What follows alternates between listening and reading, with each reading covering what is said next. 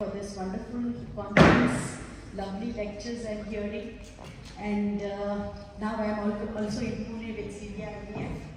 So fertility preservation, let's learn everything. That itself shows that it's a huge topic by itself. I remember 2008-2009, a couple from US contacted me that the wife is PCOS, 26 years old, suffering from endometrial carcinoma, given 3 weeks max to 4 to remove our uterus, tubes and ovaries.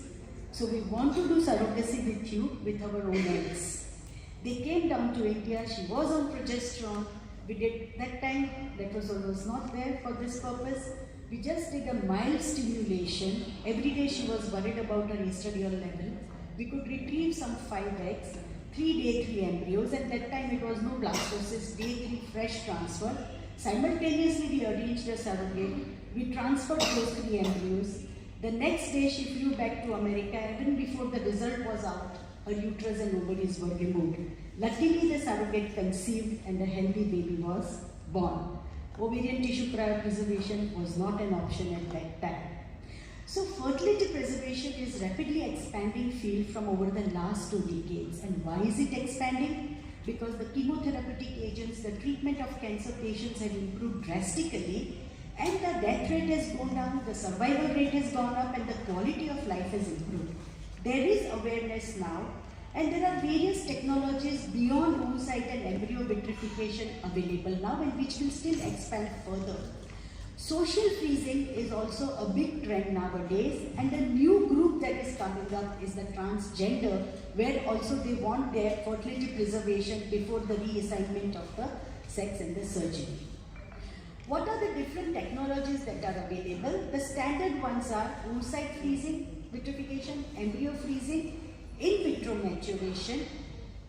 Then there is ovarian tissue cryopreservation, which can be after the patient is treated and free of disease, can be transplanted, again back to her, already 130 babies born. And also from the ovarian tissue that is cryopreserved, in vitro also you can remove the oocytes, culture them and grow them. And the other 2 protective mechanisms are the GnRH agonist protection against the gonadotoxic drugs and the ovarian transpositioning, that is oophorepexic. Let us see the advantages and disadvantages of all. We start with the basic oocyte vitrification and embryo freezing, well established, but only in post-pubertal females. Oocyte cryopreservation for a single female possible, and there is no risk of reimplantation of malignant cells. In the other disadvantage mean is that there is no further restoration of the eggs, because whatever we have is our balance, because there is no other tissue remaining with the oocytes. If we look at the ovarian tissue cryopreservation, we can do it in pre-pubertal girls also.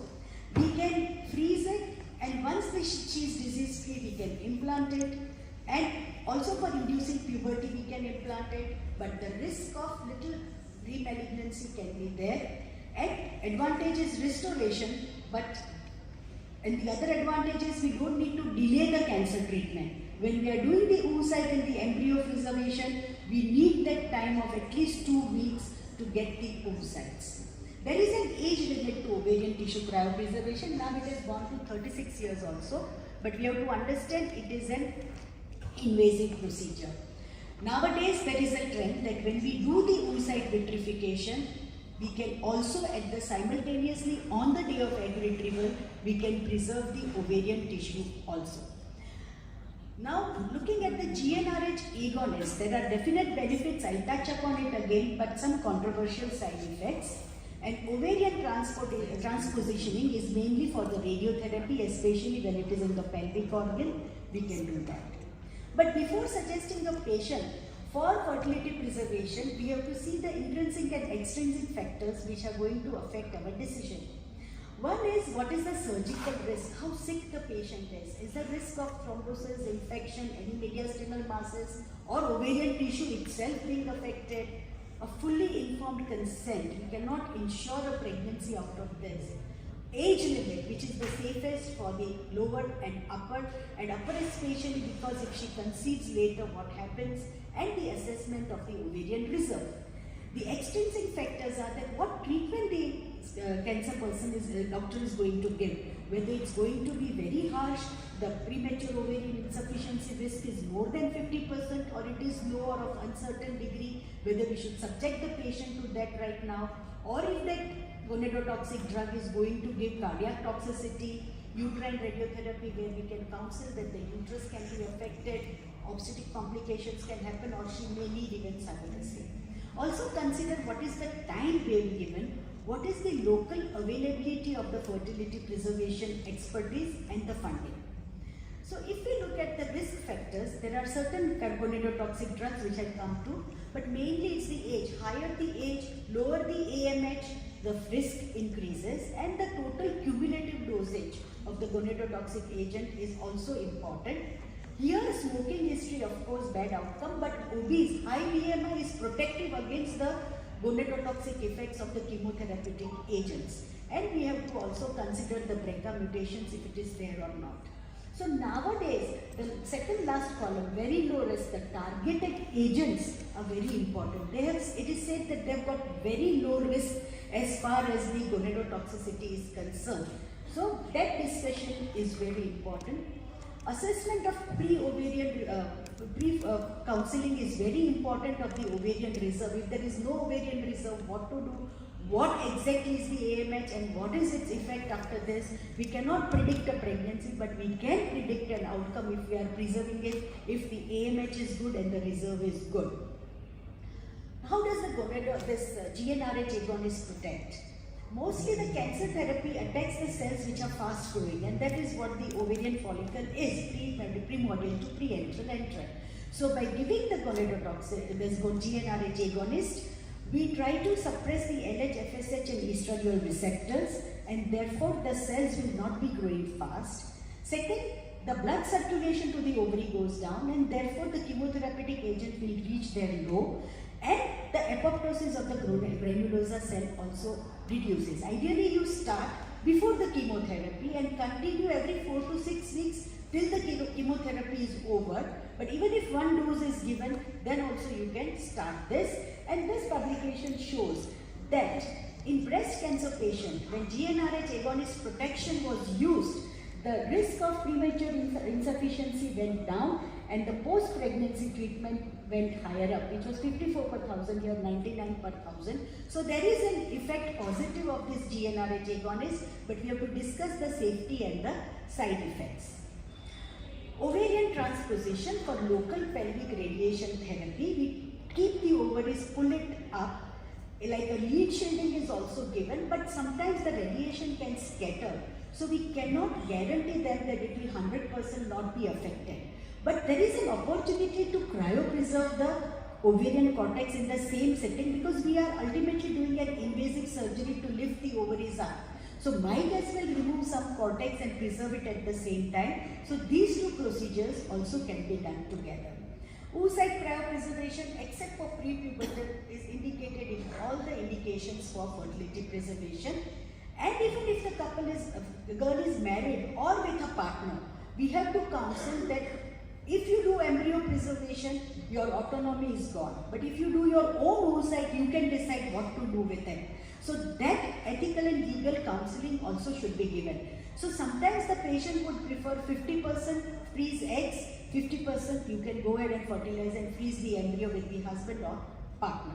And the counseling is very important, that when a social freezing is done and the age group is compared with a cancer patient when her eggs are being frozen, the success rate for the cancer patient with the same age and same AMH will be lower than that of the female who is not having any medical disease like cancer. So that counseling, we cannot give the same success rate to both the group of patients. Now we have to mainly see that maximum number of oocytes are collected, but we have to prevent OHSS and the potential risk to the patient when we are stimulating the patient. So GnRH antagonist protocol is the most preferred. It is feasible, urgent situation, short time and safety reason. Random start is what we follow. The patient comes on day 5, day 6, see the good cohort. If all the follicles are of the same size, you can start the stimulation very same time. But if there is a dysynchronous cohort, you can give antagonist injections up to 3 also, and then start the stimulation when the estradiol goes less than 60. When the patient comes on day 10 or day 20, random start depends on the AFC that you are seeing and how best you can utilize the maximum cohort that is coming up. Deostin is one such stimulation protocol ideal for these patients when they have a very short time before removing their ovaries, the follicular wave as well as the luteal wave. You start the injections, do the retrieval, agonist trigger is only given. 4 days later, start the stimulation, no need to check anything LAG2 on the scan. Again start your antagonist, give the trigger and remove the luteal phase follicles. It could be reverse luteal phase also. If the patient comes in luteal phase, do first retrieval. Again after 4 days you can start the second retrieval. So Deostin is a very good protocol for fertility preservation when they have a short time. Advanced age female coming for social freezing also, it's a good protocol. Now comes the estrogen sensitive diseases where anti-estrogen therapy is needed. So letrozole is that group which we needed for breast cancer patients who are ER positive. Also for transgender men, because we need to keep their estradiol low. It is safe. The amount of eggs retrieved in both the groups are same. Even for endometrial hyperplasia, which I talked, it will suppress that also. And personalized approach should be given. And GnRH agonist trigger is the preferred trigger because we don't want OHSS. But when I was going through this literature, and even I have experience that whether letrozole is 100% protective or any benefit. So we started one stimulation for a cancer patient with 5 mg per day. Letrozole is the standard protocol along with the gonadotropin. Patient was very slow to respond and we had to bring it down to 2.5. And here this Markland's paper shows that whether you give letrozole or not, the number of eggs and embryos are the same. Then they followed up the 5-year survival rate of the breast cancer patients and they showed that it was the same whether fertility preservation was done or whether it was not done and whether stimulation was used. And one more thing they showed was that letrozole treatment didn't benefit in the survival rate also, and there was no effect that whether you use letrozole the survival is higher. So now a new STIM trial in the Netherlands is going on where they are checking the short and long-term effects of ovarian stimulation with or without letrozole. So a question mark whether 100% all breast cancer ER positive patients should be given letrozole. We try to keep the estradiol less than 500 milligram when we are doing then when we are stimulating. Ovarian tissue cryopreservation, not anymore experimental. The Denmark group has done wonderful work on that. Thousands of follicles can be done. Prepubertal girl, you can do it. But one thing is that prepubertal girl where the ovarian tissue was removed for cryopreservation, still no live birth has been reported. Offering OTC in patients who are undergoing high and moderate risk is better, where cryopreservation with oocyte and embryo is not possible. But we have to counsel that it is not an insurance, it is still an innovative procedure. Transgender men do not suggest ovarian tissue cryopreservation, but if they are getting the surgery done, oophorectomy, that time there is a chance to preserve the ovarian tissue. Age-related, ideal right now is oocyte preservation that we are doing it, and we have to inform them about the correct success rate, risk, benefit, long-term consequences. They should know that my eggs are frozen and I have a baby. Your partner may have poor sperm count, or these eggs may not turn out into an embryo and a baby. All this should be counseled because it is now trending everywhere, and sometimes 80% of the oocytes are not even utilized. They don't get married, they don't want a baby, or they conceive naturally. So that also should be explained to the patient. This is the tissue cryopreservation and the mature oocytes, in vitro maturation. And this is the procedure that we do at our Center for Ovarian Tissue Cryopreservation. It's a long video, I have just cut it short, and then these tissues are taken, and there is a special culture media and special plates available where you freeze them. Unfortunately, its availability in India. We are doing vitrification, the Japanese technique, because the slow freezing is more costly and needs a lot of media, which again are difficult to obtain in India. This is the tissues which we cut into slices and then we freeze it for the patient. Now, one-step laparoscopy, once a patient is fine and she needs the same ovarian tissue to transplant it back, then it could be into the orthotopic or the heterotopic side. multidisciplinary approach. First, we should see that the cortex which we are putting back is free from diseases. The consultant oncophysician surgeon should also be concerned. Patient should be counseled about all the risks and not recommended in cases where the ovary is involved in the malignancy. If you put it in the nodules where there are in the medulla of the ovary, or you put it in the ovarian fossa, mesosalpinx, the chances of natural conception, but very small fragments will go. The patient will resume menstruation in 4 to 9 months, and it could be functional for up to 7 years also, or sometimes up to few months only. And to improve the functioning of the transplanted ovarian tissue, you can give antioxidants and other treatments so that there is improved granulosa cell growth, angiogenesis with reduced apoptosis. This is the ex vivo generation of autologous human. IVF being tried a lot in South Korea, but still the results are not that satisfactory, and we need to improve on it. There are spatial media available. You can remove it anytime. No need to wait for stimulation. If you are doing ovarian tissue cryopreservation, you can remove this oocytes. Whatever you get, you try to mature them in vitro and then freeze them. But still it is considered as an innovative procedure. Breast cancer, whether they come to us first, we have to ask them whether they want fertility preservation. If yes, and if they have time for 2 weeks, stimulation, oocyte cryopreservation, and at the same sitting, ovarian tissue cortex preservation can also be done. There is not enough time, they need to start chemotherapy immediately, ovarian tissue cryopreservation, and it is a good idea to give them GnRH agonist protection when they are going for the chemotherapy. This is later on when we definitely need to remove their ovaries. And if they are BRCA mutation positive, we can tell them that on the embryo we can now diagnose whether it's BRCA mutation positive or not, and transfer only those embryos which are BRCA mutation negative. Hyperestrogenemia, as I discussed, should be counseled. Ovarian cancers, oocyte preservation and ovarian tissue cryopreservation, but the risk of reimplantation or relapse should be discussed. Endometrial cancer on what stage, because we can do fertility preservation now with high progesterone and seeding the endometrial. Right now I have a patient whose embryos are frozen. She is free of endometrial cancer. Every 6 month biopsies are normal, and we are planning to transfer the embryos in her this very month. Then cancer, cervical cancer, we have to do the cervical fertility sparing surgeries like LEAP and conization, but obstetric outcomes should be explained to the patient. Hematological patients are the worst because they are really ill by the time they come. There is a risk of ovarian malignancy over there. At that time, only seeding of the malignant cells in the ovary, and she may be very sick to undergo that surgery also for any processes.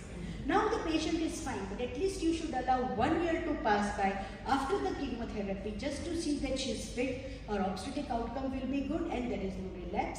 If there is radiotherapy, outcome, obstetric complications like placenta accreta, percreta, IUD, everything should be explained and sent to a high-end center. Non-oncological, we see a lot of lupus patients, rheumatoid arthritis, then bowel inflammatory syndromes, Turner syndrome. All these patients need to preserve their ovary for a non-malignant condition. Endometriosis, young girls with very severe endometriosis, this option can be given to them. And there are other indications like ovarian oophorytis which are there, but I have mainly dealt with these patients who come. A 21-year-old walking with the Turner syndrome, she had read everything and she said, what will I do now? Then there is social freezing, transgender men, very good counseling, low-dose stimulation should be used. And the SART data is showing that even less than 20 years of age girls, they are doing oocyte preservation. Young cancer patients also, you should see the risk. Male, only the sperm should be frozen. Testicular tissue is still very experimental, and no hormones will prevent the gonadotoxicity. We might need even TC, and when you are removing the testes, you can do onco-TC also. This is our case report of a non-seminatorial germ cell tumor. Our own doctor, her husband was diagnosed with this. Normally age is 25 to 35 when the males get affected with very low sperm count, which could give them a child. Psychological counseling, and before the patient starts for her treatment, preconception, uterine, ovarian and other fertility aspects should be considered to give her what is her risk and then start. Safety concerns in all this. And finally, the future I am not discussing. One thing I will just say that now it is time that we all establish fertility preservation clinics for cancer patients interdisciplinary, discuss with the oncologists, oncohematologists, pediatric oncosurgeons that this is an option, even orthopedic and general surgeons, which is possible. But there is limited public awareness, limited awareness among the oncologists. They don't know where to refer also. And there is unavailability also of these procedures. So I will end said that we should have this in our curriculum, and we should also see that there is a referral way. The patient, when to announce, not immediately the day she is diagnosed with cancer. You can call one of the family person and tell them, but the girl or the lady should know within 4 to 5 days that this is an option. When this sinks into her, that okay, I can do this as a future reproductive potential. So within 1 week that should be advised, and then there should be a fast track where the referral and the oncologist and the clinical care team and the fertility team will take care of it. This 20 minutes lecture, now 2 days, I invite you all to the Fertility Preservation Empowering Future Parenthood Ferti-Protect 2023. The national conference is at Anand Madhuban Resort, which is a very beautiful resort, 1.5 day, single road. Kawamura is coming from Japan, Dr. Faisal is coming from Malaysia. There is a half-day workshop for embryologists also, hands-on on ovarian tissue cryopreservation, stem cells and PRP. And for clinicians also a half-day workshop on Sunday. So I invite you all and would love to see you all over there. Thank you. Sorry for taking the 2 extra minutes. Thank you.